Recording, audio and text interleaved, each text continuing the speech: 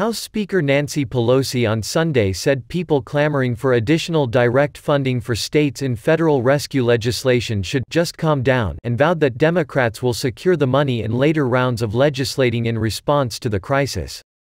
Mrs. Pelosi, California Democrat, said on CNN's State of the Union, "Just calm down. We will have state and local, and we will have it in a very significant way."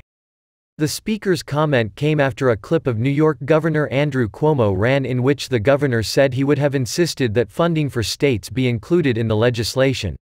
She complimented governors like Mr. Cuomo and Maryland Governor Larry Hogan and said state and local governments have done their jobs magnificently.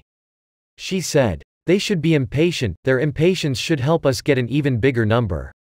As I say to members, judge it for what it does, don't criticize it for what it doesn't because we have a plan for that." Treasury Secretary Steven Mnuchin on Sunday left open the possibility that additional funding for states and localities could be part of the next package.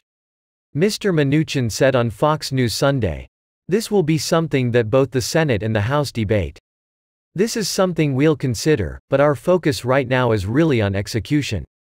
Congress did include about $150 billion for states and localities in earlier legislation, but that money had to be for expenditures directly tied to the outbreak.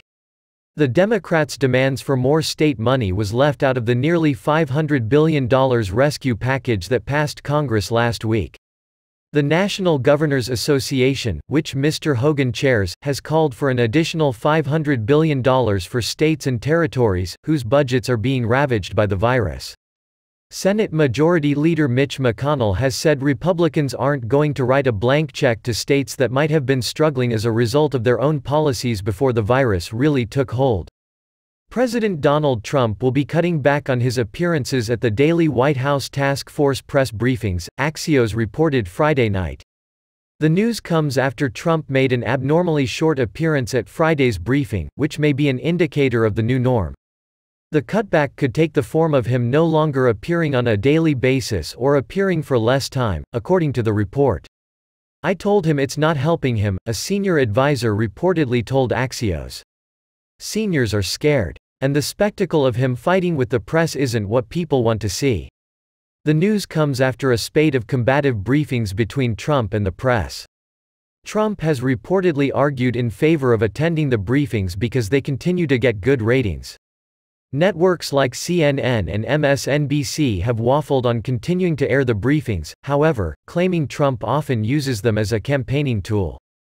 The media ran with an incident at Thursday's press briefing in which Trump suggested that injecting disinfectant into the body could be investigated as a potential treatment for the virus.